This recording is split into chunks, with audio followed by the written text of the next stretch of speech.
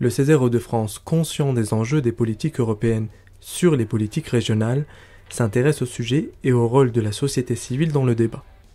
Dans ce cadre, l'Assemblée du Césaire est allée à la rencontre du Comité économique et social européen, le CESE, à Bruxelles, reçu par son président Lucas Jaillère.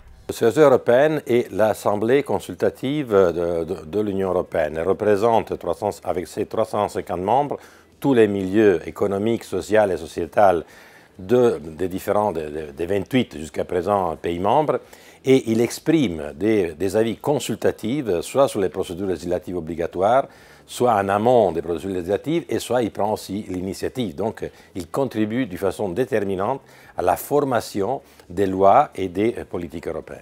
Le rôle de la société civile est incontournable depuis que l'histoire européenne existe, a joué un rôle énorme dans la construction de l'Europe, même de l'Europe moderne. Et même le concept de la démocratie, depuis sa conception, se base toujours sur deux jambes. La participation active des citoyens et des corps intermédiaires dans les différentes formations sociales et dans l'action économique et sociale qui viennent avant l'action politique et dans les partis politiques et les institutions. Ces deux jambes et le bon fonctionnement de l'interaction entre ces deux jambes et la participation à se prendre soin du bien commun fait vivre la démocratie. Je pense que, premièrement, il serait très important de renforcer un lien institutionnel plus fort entre les Césaires régionaux, comme vous les appelez, et votre CESE, le Conseil économique, social et environnemental français, pour construire un système plus coordonné. Si je comprends bien cette vitalité très louable de la France, mais elle est un peu séparée. Malheureusement, cette vitalité n'existe que quasiment en France, à un niveau plus régional. Moi, je pense que c'est un bon modèle qu'il faudrait exporter, parce que la participation structurée de la société civile dans le travail institutionnel n'est pas simplement au niveau national.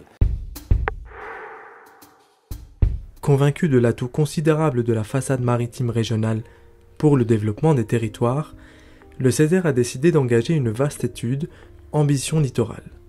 Et à ce sujet, de nombreuses questions sur le plan européen taraudent les conseillers du Césaire. Dominique Riquet, député européen spécialiste de la question, et Vincent Richet, TGA du Conseil régional en charge du pôle Europe et international, tentent d'y répondre. Je pense que le fait que le Césaire se saisisse de cette ambition maritime, comme une ambition essentielle de ce mandat, montre qu'ils ont compris beaucoup de choses. Et c'est vrai que, assez curieusement, malgré l'importance du littoral, une importance géographique et opérationnelle dans notre région, elle a été souvent sous-estimée et mal vue. Je pense que c'est bien vu de la part du Césaire parce que c'est à la fois la porte sur la mondialisation, mais c'est à la fois un formidable moteur de développement, non seulement pour nos ports et pour la côte, mais pour tout ce qui est derrière, pour tout l'arrière-pays. La question de l'économie bleue et de la politique maritime européenne ou en région Hauts-de-France est extrêmement importante puisque dans la prochaine programmation des fonds européens entre 2021 et 2027, il y aura une très forte priorité lutte contre le changement climatique, contre les effets du changement climatique. Et donc il y aura des financements prévus pour accompagner les collectivités territoriales, le secteur privé également, à engager des projets de lutte contre les effets du changement climatique. Et donc il faut l'anticiper et sur ce point le Césaire peut nous aider à accompagner des porteurs de projets et surtout à identifier des projets structurants pour le territoire. La région Hauts-de-France est une grande région de pêche et de transformation du poisson. Boulogne est le premier port de transformation du poisson en Europe, c'est le premier père de poche en Europe. Il y a des enjeux évidents de préservation de cette pole position et de renforcer même cette économie maritime. La question portuaire est une priorité pour la région depuis longtemps. Elle l'est quand on voit les investissements qui sont réalisés sur Calais Port 2015, le choix aussi du canal Seine-Nord Europe, priorité de l'exécutif régional, c'est aussi un atout et une structure au service du développement économique de Dunkerque. Les grandes économies mondiales sont toujours basées sur les échanges, l'international et l'existence de ports concurrentiels et efficaces.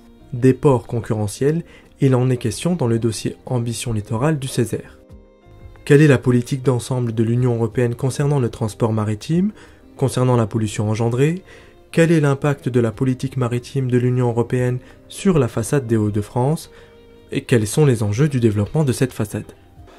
Donc dire que l'Europe, elle intervenait, elle régulait énormément le domaine maritime, c'est-à-dire qu'elle régule sur la formation des gens de mer, la sécurité des bateaux, sur l'environnement, sur les ports, sur l'installation des ports, sur les émissions des bateaux, sur les carburants des bateaux, mais aussi qu'elle régule le commerce maritime international, le commerce maritime intracommunautaire et qu'elle régule les pêches. L'un des éléments les plus coûteux et les plus difficiles, les plus ambitieux, c'est à l'évidence la préservation du trait de côte. La montée des eaux menace un certain nombre de collectivités, d'infrastructures portuaires, et il faut engager des investissements extrêmement budgétivores pour le budget des collectivités concernées. Et donc l'appui des fonds européens sera déterminant pour arriver à mener ces projets jusqu'au bout. La politique européenne, politique régionale européenne, elle est dans la main aujourd'hui du Parlement européen et des États membres. Ce sont eux qui décident du niveau de financement et des priorités. Une fois que le cadre européen des priorités est défini, et nous en connaissons déjà quelques grandes lignes, la recherche et l'innovation, la lutte contre les effets du réchauffement climatique, l'accompagnement sur les grandes infrastructures de transport, de mobilité et de numérique. L'Europe, c'est le premier marché à l'export et à l'import. Et donc vous imaginez bien sûr que le maritime a une extrême importance. Il faut à la fois le développer, le sécuriser, le rendre moins polluant, plus sûr, avec un cadre social, avec un cadre environnemental qui soit plus adapté. Il faut aussi soutenir le développement des infrastructures, parce que dans la croissance de la mondialisation, soutenir nos ports, agir sur le plan environnemental maritime et du rivage, c'est agir sur tous les barreaux de l'échelle en quelque sorte, le transport, les bateaux, la plaisance, les déchets, la ressource. En raison du Brexit, les conseillers du Césaire s'interrogent sur les impacts possibles sur les transports maritimes et sur le trait de côte. Que peut faire l'Union européenne? Quel est l'avenir de cette politique?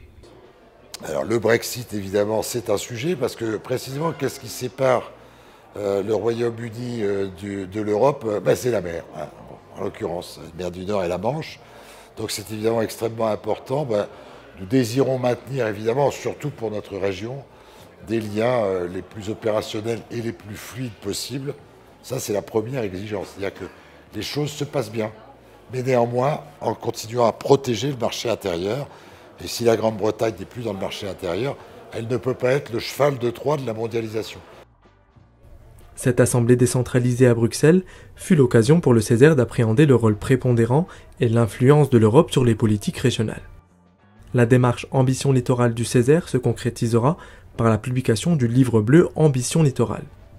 Ce dernier aura pour objectif d'esquisser les grandes lignes de la stratégie régionale en accord avec les politiques européennes pour développer des ports leaders dans leur spécialité et aux activités porteuses d'emploi, des entreprises performantes et innovantes et des centres de recherche reconnus en Europe, enfin, un territoire quadrillé par un réseau de transport multimodal performant pour faciliter les échanges, créer et développer l'activité.